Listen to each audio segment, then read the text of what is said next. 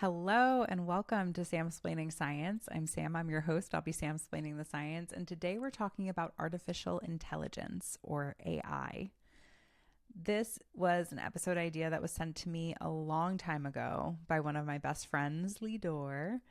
But I also had another conversation more recently with another one of my best friends, Adrian, who both were interested in learning more about AI and wanted to hear me talk about AI. So after a very long time of procrastinating and putting off the conversation around artificial intelligence, I figured, you know what?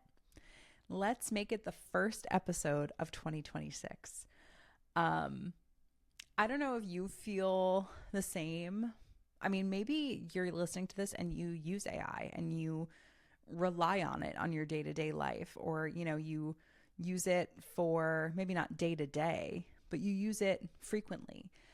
Or maybe you're someone who is not really using AI that much. I personally I feel like I almost never use AI. I won't say never because, of course, there are some things that if you're just like on technology these days, it's AI. But I don't really use like ChatGPT that much. And like, I understand if people want to do it, I understand why. I just never think of it. Like, it's never, when people say, oh, just use ChatGPT to like do this, I'm like, oh, I never would have thought to use ChatGPT. It's just not even on my radar in terms of things to use. And I understand that it's very useful. And, there are a lot of pro ChatGPT people out there. I'm not one of them. I'm not necessarily anti ChatGPT, although I think I do skew more anti than pro, if you ask me. But I don't know. I just don't really use it all that much. But I know that a lot of people do. So maybe you do use it a lot, but you don't really know what AI is or how it works. Maybe you're just like listening to the news or seeing things online about AI, but you don't necessarily know what that means. Hopefully this episode will provide some useful information for you. And I hope you enjoy. But before we get into the AI, I just want to say hello. And I hope you're having a great start to your 2026. It's the first episode of the new year, so very happy to bring the show back. Hoping to be more consistent this year. So we're going to aim for more than 4 episodes, which is what we did in 2025. Can we do it? I think we can. But yeah, I hope that the new year is treating you well wherever it finds you. And I hope you're doing well. And yeah, that's all. I hope you're doing well. Okay. With that, let's get started to talking about artificial intelligence. And we'll start, as always, by going through the questions that we're going to ask today. So we have 3 questions today. The first is, what is AI? And that's where we'll kind of walk through the kind of umbrella term of artificial intelligence, what it means, and how we kind of see it in our day-to-day lives. The next question is more specific to ChatGPT. I think that was something that I was really interested in learning more about this episode because everybody uses it for like every little thing. And I think there are some benefits to ChatGPT, and there's also some considerations to ChatGPT. So we're going to talk about those. And then the third question is the third question reads as, is AI good or bad? Which is kind of a loaded question and certainly not one that will have a definitive answer by the end of a singular podcast episode. But with this question, I'm hoping to kind of present the pros and cons of AI in our lives. And maybe in context that you didn't even consider AI could play an important role. So I think hopefully it'll be an interesting discussion with myself. But actually, I really do hope that if you listen to this and you have thoughts on AI, I really would love to hear how you use it, what your thoughts on it are. definitely want to like open up a discussion and learn from each other. So please do share your thoughts and experiences. But those are the 3 questions for today. So with that, we'll get into the first question. But as always, the sources for each of the questions that I use to answer them are linked in the description below. Also, if you're watching on YouTube, the sources are at the bottom of the slide. So you can feel free to look for the corresponding sources to fact check me, and make sure that what I'm saying is actually true. I think it's true, but maybe I misunderstood something. So it's always good to have some fact checking. I encourage you to do that. That's why I give you the sources, so that you can actually go back and look if you don't trust me, which hopefully you do trust me. But anyway, okay. Question number 1, what is AI? So AI, as we discussed, stands for artificial intelligence.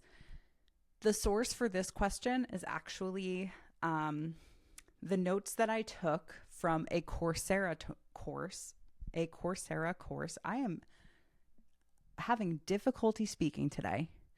The source for this question is from the notes that I took on a Coursera course in 2020. So it's a little dated, but I checked and the course is still available. It is a course called AI for Everyone, hosted by Andrew Ng.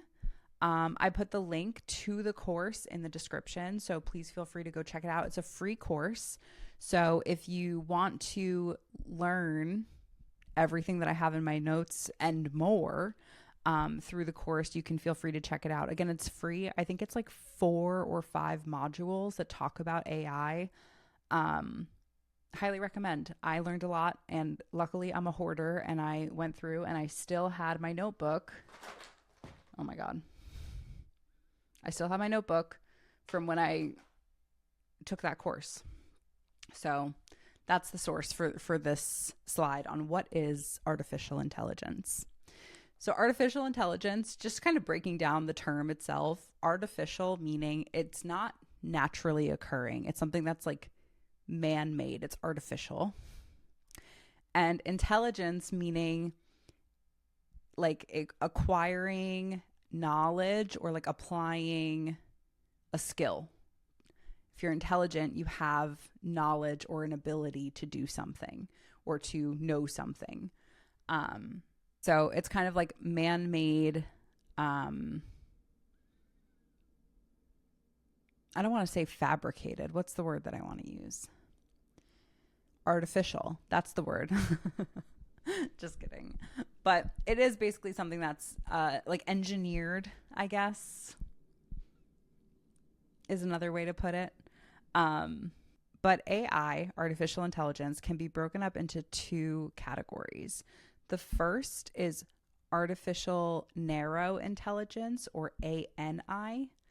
And an example of this is like a smart speaker. Like you might have like the Amazon, I'm not going to say her name because if you have one, she'll yell. But you might have like one of those smart speakers, or your phone might respond if you say her name. They're always women. Why is that? I think in a way it could be like feminism, but in a way it could also be incredibly misogynistic, that women just have to like answer all your questions for you. That's another topic for another day. But that's an example of artificial narrow intelligence, or these smart speakers. Another example that they provided in the course was a self-driving car. And basically with artificial narrow intelligence, this thing, the machine, the car, the robot, whatever, just does what it's told to do. So you can program or code this computer essentially to do a task.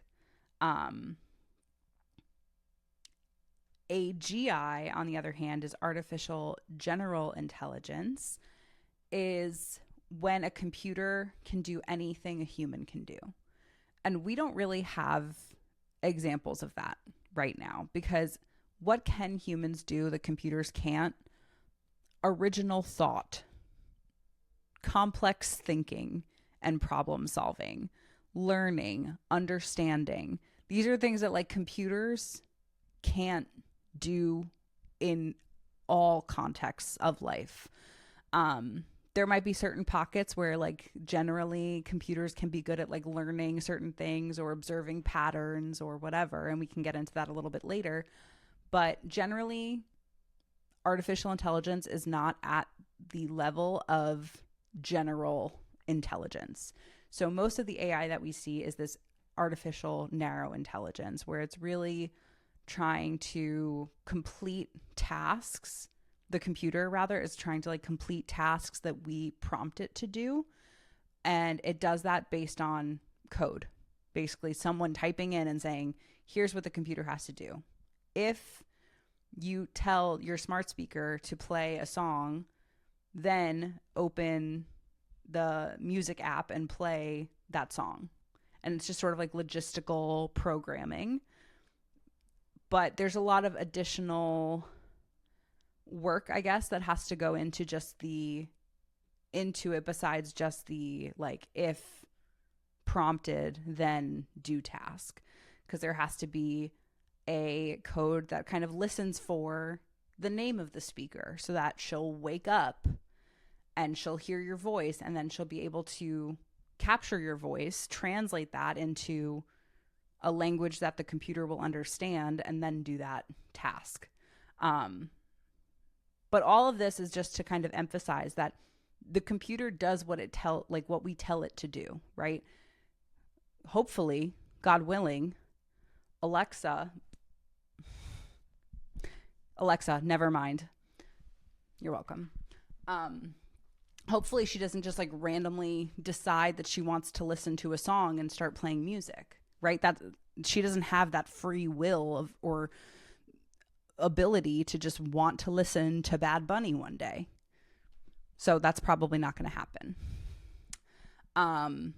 That would be more an example of artificial general intelligence, where the computer kind of has a mind of its own, quote unquote, or it's able to do everything that a human does. We're not at that point. And I hope we never will be, because that's actually a really, really scary thing to think about, at least in my opinion. So we'll move on from that. I think another term that you may have heard is machine learning. So this is sort of like a subset of artificial intelligence that gives computers the ability to learn without being programmed. So basically it's a software that takes an input and runs a process to optimize a certain pathway and then gives an output that's not necessarily directly tied to the input. I'm not sure if this is 100% accurate, but the way that I'm thinking about it is like your algorithm on your phone, like on your social media apps, or even on like your Amazon Music or Spotify or whatever, Pandora, if you're in 2011. If you still use Pandora, comment below, because that's kind of crazy, actually. I haven't opened Pandora since 2011. But anyway, it's kind of like when you're in a playlist and it starts playing like recommended songs, right? It kind of takes what you listen to and then tries to learn your pattern of like, oh, she really likes Hosier. She won't stop playing Hosier. Let's give her somebody who sounds like Hosier. And then it kind of like recommends music to you that way. That's kind of how I think about like machine learning, is like you give it an input and then it learns and like recognizes patterns and then gives you an output that's related, or like kind of in line with the input. There are different types of machine learning. One is called supervised machine learning, and this is when it has human input, basically, or it has like a quality control step, or humans have a way to provide feedback or additional information. So that would be like if your Spotify algorithm gives you a song that you don't like, you can give it like the thumbs down option. Like, don't play this artist for 30 days, please. that's like sort of the supervised machine learning, because then you go in and the human, me, tells it, please stop playing this artist. I don't want to hear this song ever again. Then it can take that feedback from me, a human, and train its algorithm to stop giving me artists that I don't like. Whereas unsupervised machine learning doesn't really have the option for humans to supervise it, to provide guidance to the algorithm. And typically those data points, that music that you're listening to, the songs that you're listening to, maybe how long you listen to them for, what time of day you're listening to them, all of that information gets kind of fed into the algorithm that doesn't consider any other human guidance. And then in an unsupervised machine learning algorithm, that algorithm would be trained without considering me and my labeling a song as good or bad, if that makes sense. Somewhat related is the field of data science. So data science can extract insight and knowledge essentially from a data set, essentially. And there are certain subsets of data science that kind of fall under the AI machine learning umbrella. But there's also data science that does not use AI. So if you're watching on YouTube, you see this little figure here that kind of shows how all of the terms relate to each other. So basically we have this like artificial intelligence bubble, and within this bubble is a smaller bubble for machine learning. And then kind of off to the side and like partially overlapping, we have data science. So AI pretty much encompasses all of machine learning. All of machine learning is artificial intelligence. And then the data science can be AI, but it can also not be AI. So one last thing that I wanted to do on this question before we move on is really just kind of contextualize and review some examples of AI that we see in the world and kind of highlight what AI does well in those circumstances and what AI does not do so well in those circumstances. So one example, and this example was covered in the Coursera course, is the case of self-driving cars. So I think there are a lot of cars out there now that have that like sort of self-driving capability. They even have like the Waymos, which are like the self-driving taxis where they're like the driverless taxis. Like there's legitimately not a driver in the driver's seat and it's like driving around the city, right? And it uses those self-driving car technology, of course, which is all programmed with artificial intelligence. So when we think about these self-driving cars, they're good at a lot of things, obviously. One is that if you give it an image of its surroundings, it can tell you where's the road, where's the sidewalk, where's the lane, the boundary. It can tell you where other cars are in relation to it. It can tell you where people are, where a fire hydrant is. Like it can identify things if you give it an image of its surroundings very well. And that allows it to know where to drive and where not to drive, right? If it knows this is sidewalk, do not drive on sidewalk, right? If car in right lane, do not merge into right lane. And you can kind of talk to it like a caveman, because that's kind of how you program. When you're coding in your program, it's like, if this, then that. So if pedestrian in crosswalk, then do not accelerate. Then brake, That's literally how you talk to your code. I'm getting some coding flashbacks, so I'm going to move on from that topic so that I don't fully spiral into a chaotic spiral of my past. So again, the self-driving cars are very good at identifying their surroundings and classifying, this is a car, this is a person, this is a fire hydrant, this is a sidewalk, this is the road, this is the left lane, this is the right lane, this is a stop sign. It has to do all those things well in order for it to work. But what it can't do so well is like fully understand certain contexts of seeing those things. The example that they gave in the course was if the car sees a person with their hand up, it doesn't necessarily know what that means, right? It can't look at that person and take in the environment that that person is standing in, the expression on that person's face, and know why that person is standing there with their hand up, right? It could be a crossing guard saying, stop. It could be a biker signaling that they're about to turn. It could be someone who wants a high five. It could be a hitchhiker asking for a ride, right? It could be many things, but the context of what the image shows is something that the AI can't understand and have that knowledge, I guess, to put that in the context of what they're seeing. Whereas a human driver can see that and say, oh, this guy wants a high five. Put your hand out the window and do a little, you know? But a Waymo could never. Okay, but that's one example of AI in our lives and like the things it does well and the things it doesn't do well.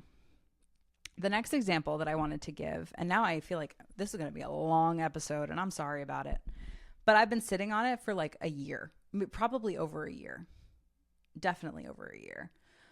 So I've got a lot to talk about. But another example of AI in our lives, at least that I rely on, is AI classifying emails in my Gmail account. Now, if you have a Gmail account, you know that it divides up your inbox into like a primary inbox, a promotions inbox, a social inbox, and it just kind of goes, it takes in an email and the AI algorithm says, this email is from Instagram, which is social media. So we're going to put that in the social media or the social tab in her inbox. And it does that without me asking it to do that, by the way. One day it just kind of did that and I was like, okay. And it's been that way ever since. And I love it, honestly, because I never look there. I also don't look at promotions all that much either, which promotions, it's like, this is an email from Old Navy and the subject line reads 50% off sale. Let's put it in the promotions tab. And it puts it there. And then for like the primary inbox, it's like this email was sent directly to Sam from what appears to be a real person. So we're going to put this in the primary so that she pays attention to it. And I usually do. Sometimes. So that is a very good AI example of AI working very well, where AI knows when Old Navy is sending me emails to put it in the promotions box. When Instagram is sending me emails, put it in the social box. When my friends are emailing me because our phones have exploded and our carrier pigeons are dead and the only thing that we have left is email, those will go into the primary box. It's very efficient. It does a great job. I'm not complaining. But, and maybe you've experienced this too, what AI can't do in Gmail particularly well is respond to emails, especially ones that like are very specific to a certain topic or a certain situation. Like if my friend is emailing me, like, I don't know why my friend would email me, to be honest with you. But like, let's just say hypothetically, they send me a note on Gmail that they're like sending me an update and like, you know, FYI, this event is going on over the weekend. You should come, right? Gmail can set up like auto or recommended replies to say, sure, I'll be there, or no, I can't make it. But it doesn't know which one of those to send, right? It can't send automatically one of them because it doesn't know, can I go over the weekend? It doesn't know. Only I know. Only I, a human, can answer that email the way it should be answered. Or I can choose one of the auto replies, but like that requires me, a human, to do that. So until Google, Gmail, AI can like really understand the intent of an email and the intention of the reply, there are limitations. Until Gmail can answer my emails for me, I'm like, I don't trust you. Figure it out. I don't want to answer these emails. Can someone else do it for me? Can my AI bot respond to all my emails? All of the 2 emails I've gotten from my friends in the last 25 years, please? Just kidding. But there are limitations, which is the point of this part, is just to say that it can sort emails very well, but it can't do the thing that a human does, which is reply to the email. So, got to up your game, machine learning. So, machine learning is pretty good, or machine learning AI is pretty good at simpler tasks that are not as close to like what humans can do. And that's because there's a lot of training involved, training this algorithm. And the more data that there is to train this algorithm, the better performing the algorithm will be. The more emails that your Gmail sees of promotions, it knows to go into promotions. And with things like supervised machine learning, we can say, hey, you sent this to my inbox, but it's actually promotions, and you can go and move it from primary to promotions. And that information helps train the algorithm.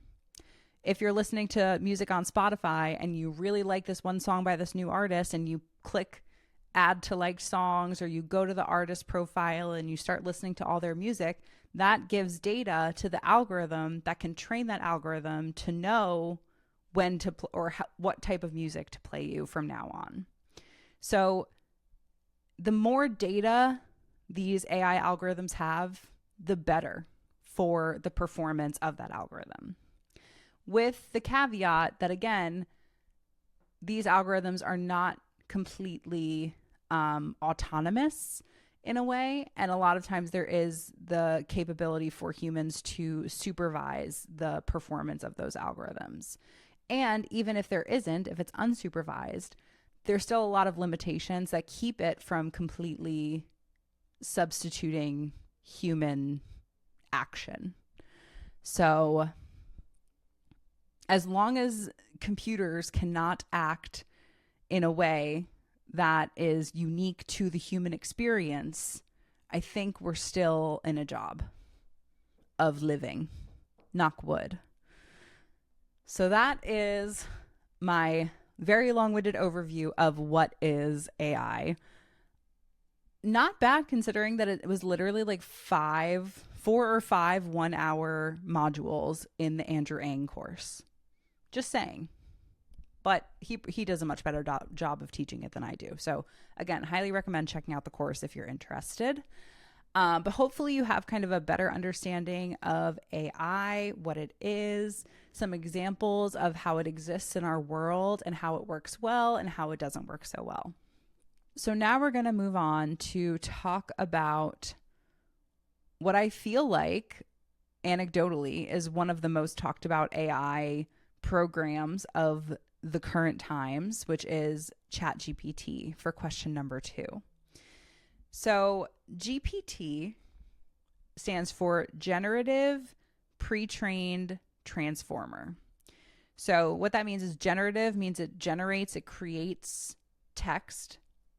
Pre-trained means that it's previously been trained on data. And transformer is a type of neural network architecture, which is a certain AI technique that we're not going to get into, because why? I don't understand it. And I'm not in the habit of talking about things I don't understand. But for this question, of how does ChatGPT work, my source was literally OpenAI, which is the creator of ChatGPT.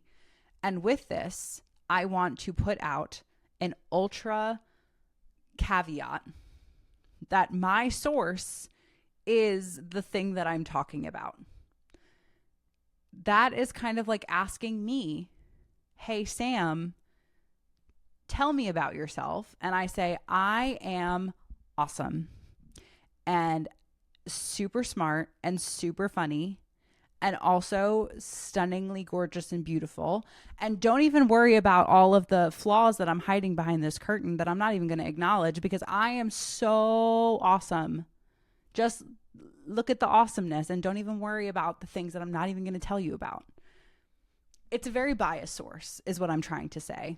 And I completely acknowledge that. But even with this biased source, there's some points here that I'm gonna highlight that will maybe make you understand why I'm not a complete ChatGPT hater, but I'm also not a ChatGPT fan. I'm a ChatGPT, what's it called when like you're suspicious? I'm a suspect? No, I'm not a suspect. But I'm suspicious of ChatGPT.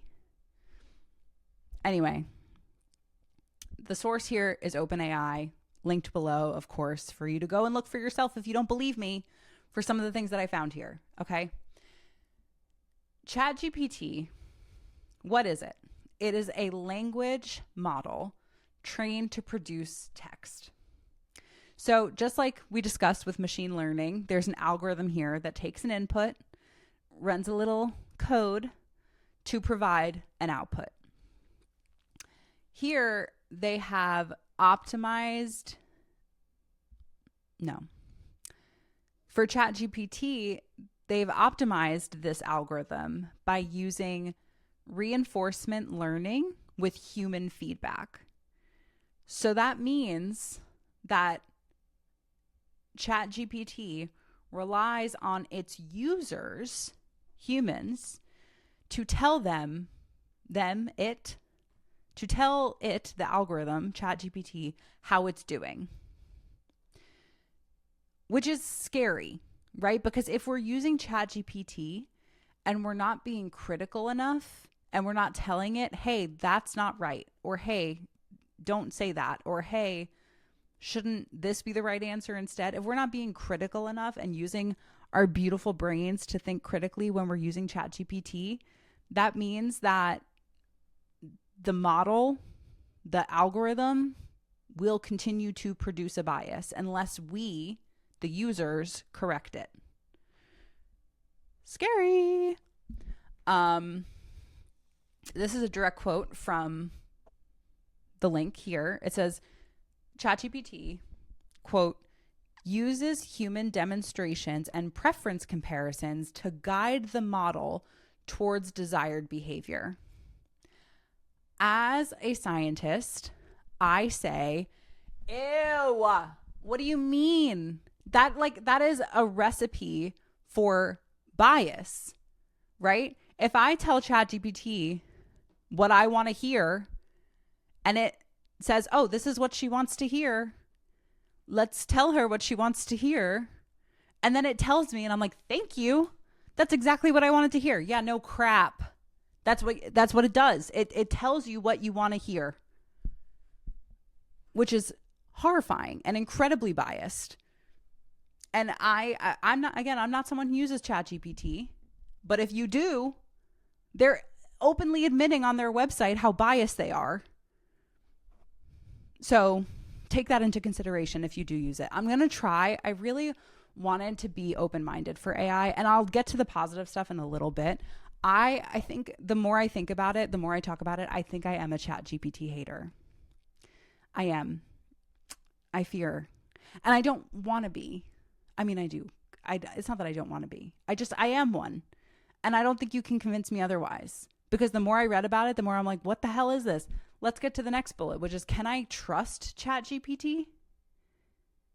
OpenAI says ChatGPT quote, is not connected to the internet, and it can occasionally produce incorrect answers. Hey, this is why when you cite ChatGPT in your claims and your arguments, I want to punch you in each individual tooth in your mouth. Okay? Great. Glad we had this discussion. Another direct quote from the source. It has limited knowledge of world events after 2021 and may also occasionally produce harmful instructions or biased content. Ew. Stop using this right now. I'm getting angry. I try not to get angry on this show. I try to be unbiased and centered and calm, but this is making my brain hurt a whole lot as a scientist. How?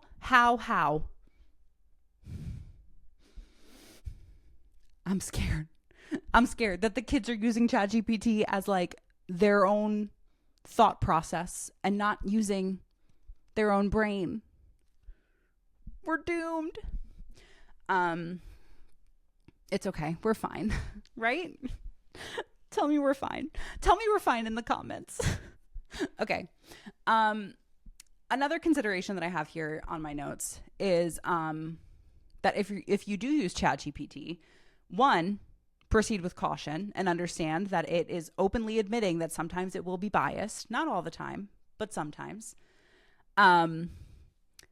Two, you can't delete specific prompts from the chat history. So if you're going to be using ChatGPT, don't share sensitive information. That's kind of scary. Also, I did not even acknowledge that I have Optimus Prime on the slide here, and that's because it is a transformer. I should have said that earlier. When you talk to ChatGPT, this is who I think you're talking to, by the way. And maybe it's not even Optimus Prime because he's a good one. Maybe it's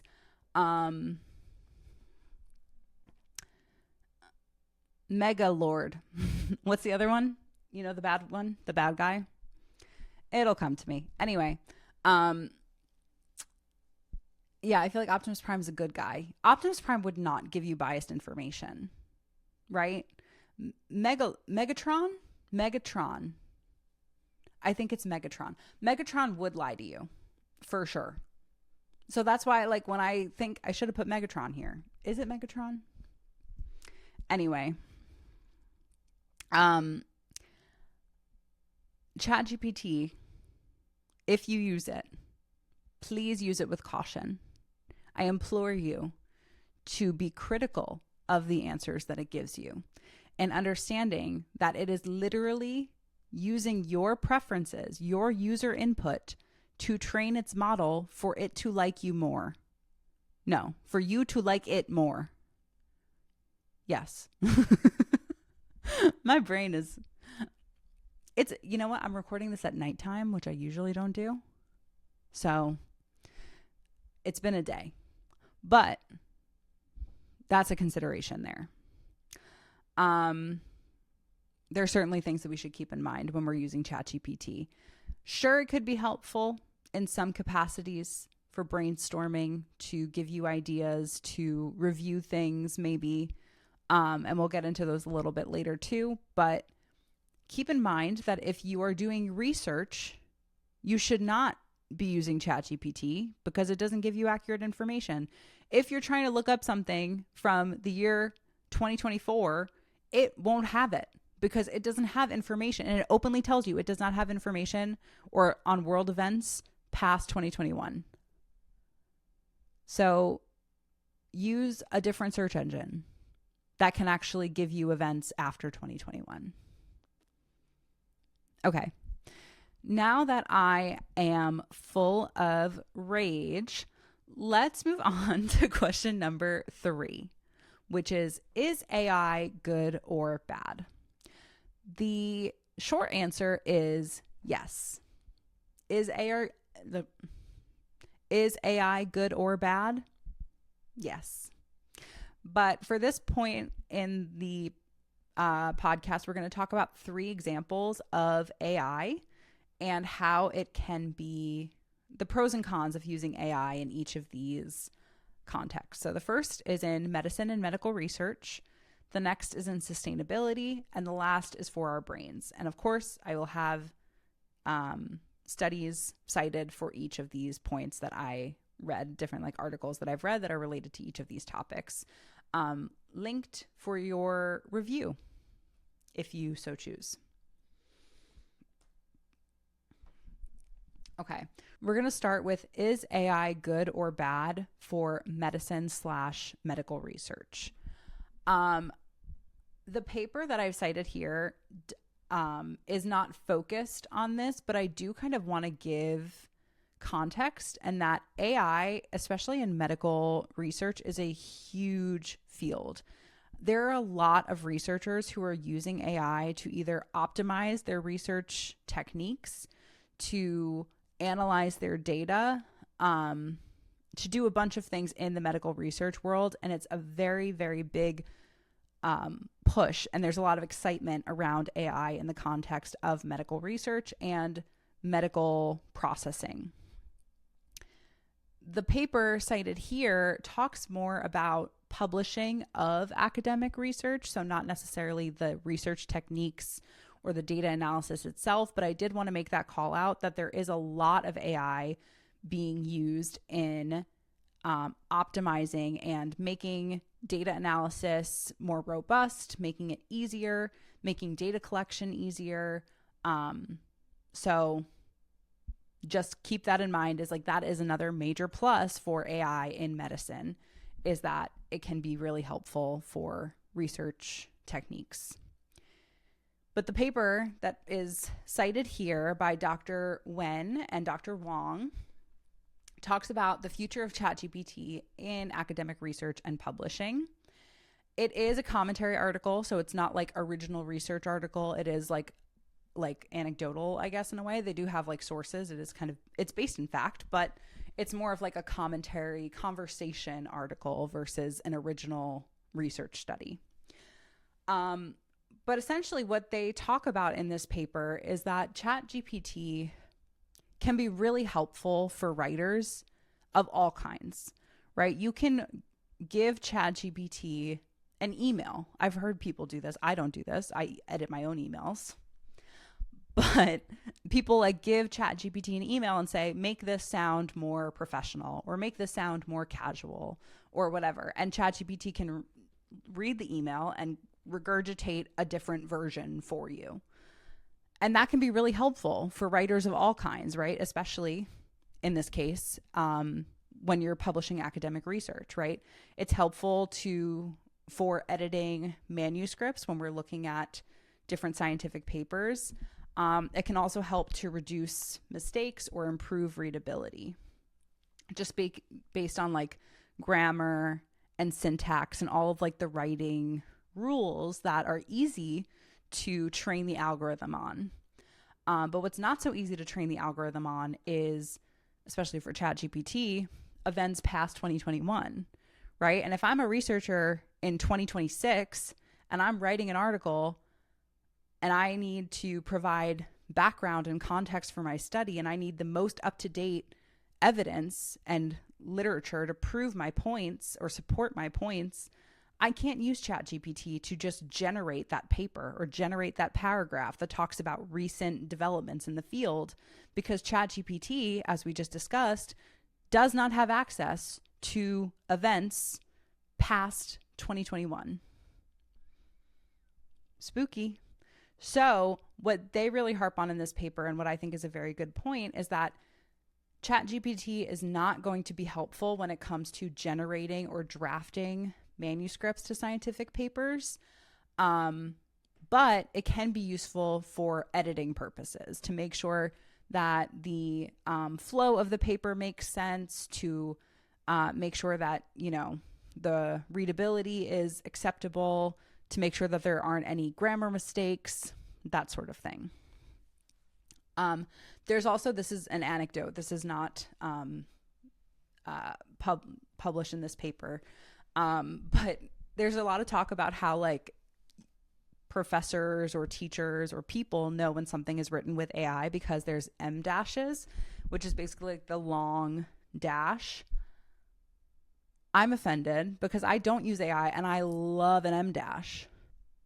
So now I have to find something else because ChatGPT stole my favorite punctuation. Another reason that I'm a ChatGPT hater. Why couldn't they have taken the semicolon? I never use a semicolon. But they took the M dash from me and I'm bitter. But it's fine. So that's all to say, AI in medical research, good for research techniques that I didn't cite here, but anecdotally, I can tell you that many fields are using AI for that purpose. Good for editing scientific manuscripts and improving readability and reducing mistakes. Bad for generating manuscripts and summarizing the most up-to-date information in the field, especially after 2021. Next, ChatGPT, or AI rather, for sustainability. Sorry, that's a typo. That should just be AI, not ChatGPT. So is AI good or bad for sustainability? This is a loaded question because technically there are both sides to this argument. One is AI for sustainability. And this is basically using AI to support environmental protection efforts. So using AI, which is very good at detecting patterns in data and the algorithms that can help with data analysis and predict outcomes from an input. So these types of algorithms can be used for optimizing research in environmental protection research. So because AI can predict patterns in data, it can help us to better understand trends in climate change. And it can help us to better understand how we as humans can contribute to making changes that could be more environmentally friendly. There's also AI as a tool to help environmental preservation and protection efforts. That, again, this is like AI for sustainability. Like they're using AI to support our environment and the protection of it. So there are efforts to use AI for good for sustainability. So there is an attempt to make AI good for sustainability.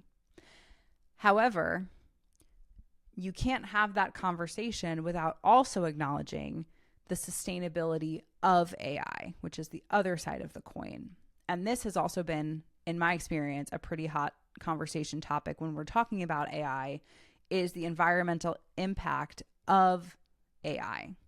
You might have heard about these big AI data centers that are being built to support the infrastructure that allows us to use AI. Because when we use AI, there's a lot of computing, a lot of energy demand that these data centers are being built in order to support. But when these data centers are being built, they're using a lot of water. They're using a lot of raw materials and minerals, critical minerals that maybe can't be replaced or might not be discarded of properly. And that contributes to the I don't know if I should say destruction of our planet, but certainly not the building of our planet. It can harm the environment around it. Additionally, these data centers are associated also with an increased use of water.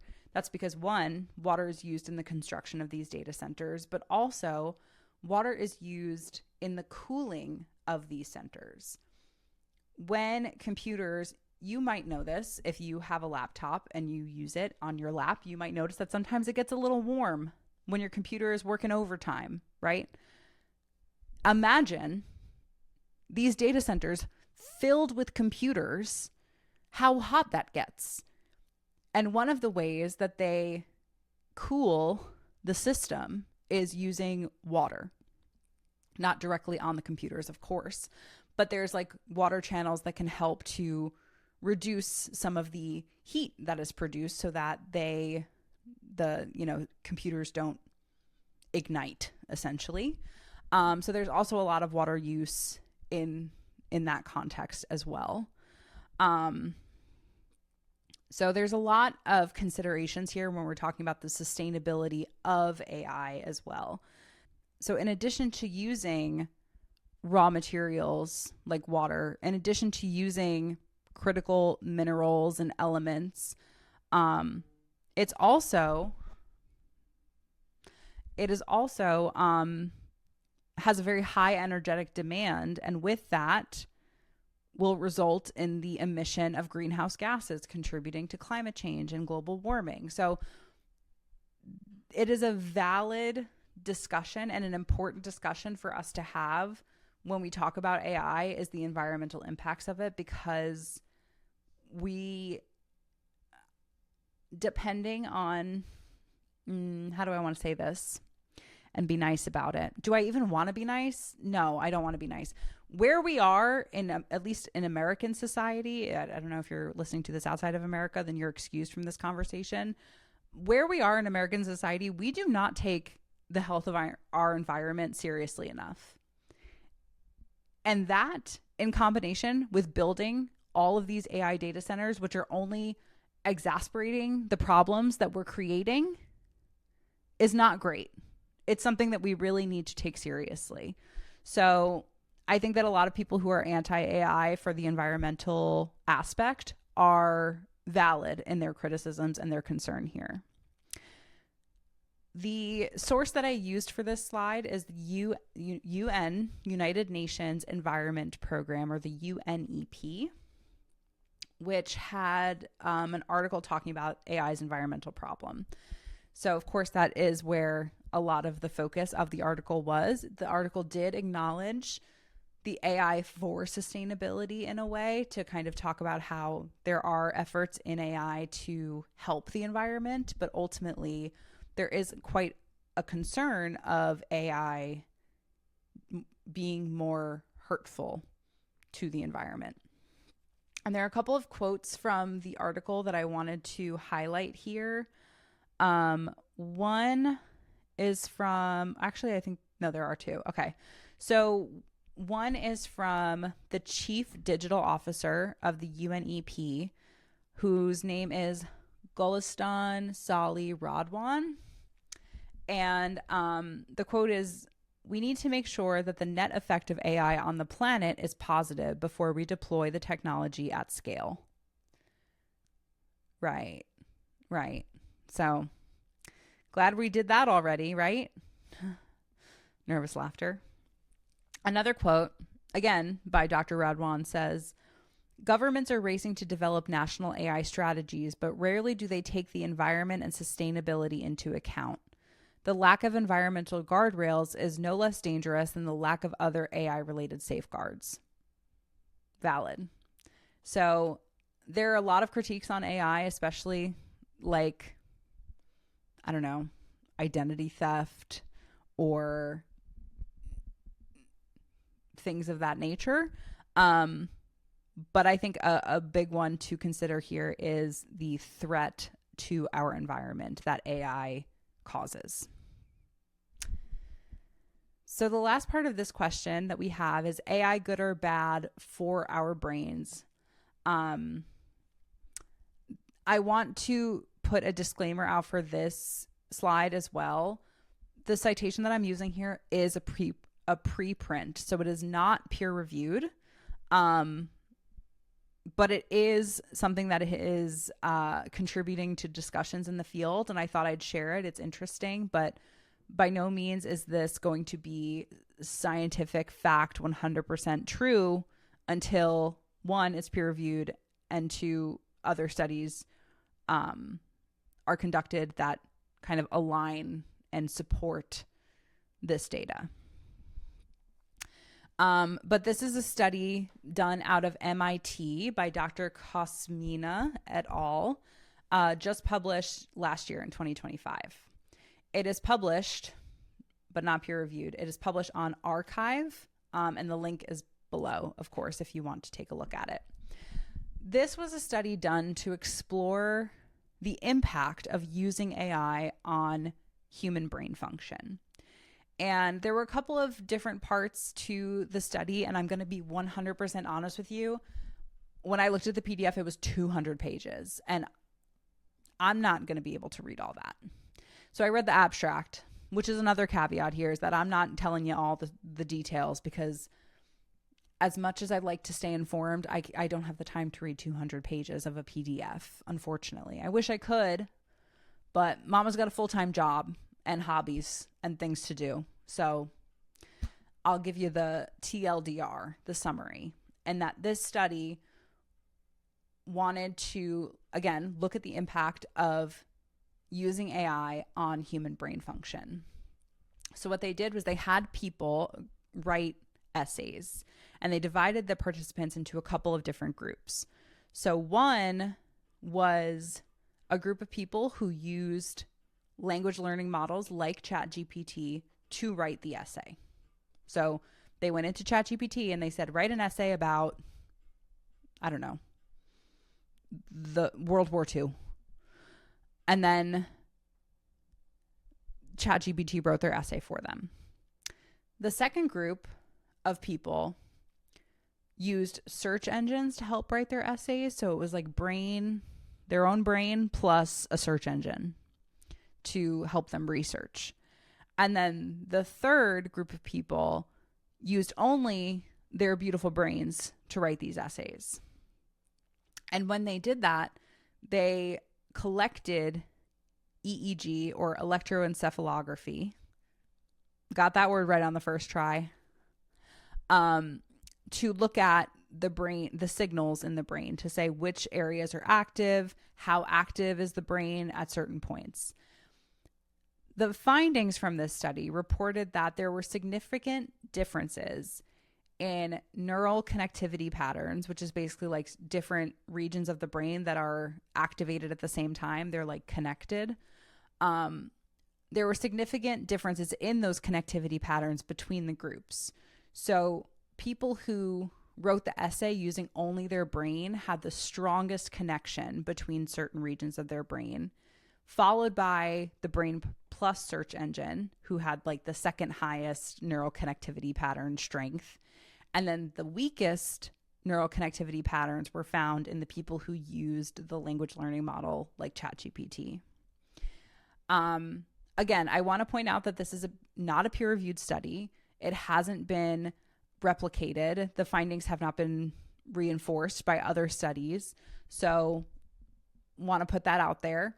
But I think it leads to a really interesting question of how this impacts the function of our brains. I did some exploring around the paper not instead of actually reading the paper, but I was curious to see the discussions about it. And some people in the discussion about whether ChatGPT is good or evil for the human brain called out like, well, what about when the calculator was developed, when the calculator was invented? Like, we used to do math by hand, and then the calculator made it easier so that we could do more difficult math faster because we have this tool. So maybe ChatGPT is similar, where it's a tool that can be used to make certain things easier. And I think that is a valid argument. I do agree with that, except if there weren't so many goddamn problems with ChatGPT lying to you, being biased, giving you outdated information before 2021. But if we can get to a point where there's an AI that's trained in real time that can give you up-to-date information, unbiased, then maybe we're getting to a point where we can have that discussion of maybe it is a tool like the calculator that can make life easier. I just hope that people know that even if it makes your life easier today, it's not going to be the most trustworthy tool to make your life easier. And that's all I'm going to say about that. So that kind of rounds out the is AI good or bad? That's why the short answer was yes, right? In all of these circumstances, in medical research, in sustainability, for our brains, there are benefits to AI, but there are also considerations, potential negative impacts to each of these things. So just want to give you both sides of the story, but also in a biased way that I don't like ChatGPT. We're in a fight right now. And until it gets its life together, we're going to be in a fight. Don't give me outdated information and don't tell me things that I want to hear just because you think I want to hear them. Give me the truth, you know? But whatever, that's life. Anywho, so now we can move on to the takeaways of the episode because we finally have gotten to the end of answering the questions. And now we can just summarize what we've learned, which is that the field of artificial intelligence covers many topics such as machine learning. An important thing to just kind of summarize here is that machines can do what we program them to do, right? And in certain cases, it's a very simple, linear, if this, then that. But for machine learning, as an example, we can set up algorithms that allow the machines to optimize themselves and kind of work themselves out and give an output related to something that is put into that algorithm, but might not necessarily be guided by a human in order to get that output.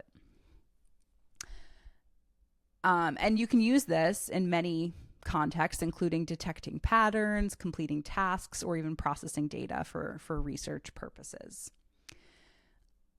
AI, on that note, can be a really helpful tool in many contexts, including in research, but also in optimizing writing, organizing and analyzing data. But that doesn't mean that it's without its flaws, right? There are demands on the environment that we certainly have to talk about and get to a point where we feel that the impact of AI environmentally is a net positive. But there are also, another point of discussion is that we don't really know how this is going to impact the human brain function. It could be good and it could be really helpful. It could, optimize our thought process and make it super fast and super easy. Or it could harm our brain function. And again, we don't really know which way that's going to sway one way or the other until we have replicated studies that reinforce those findings. But it's something to consider as we're using AI more and more in our day-to-day lives. And the last takeaway here is that this podcast is not brought to you by AI. As I've said throughout the episode, ChatGPT and I are enemies, mortal, sworn, just kidding. But I'm suspicious. I am a suspect of AI, and I think that it will take a long time for me to get used to using AI and actually want to use it in this podcast. I don't know if I ever will. But rest assured that, honey, AI could never make the jokes that I make. Please.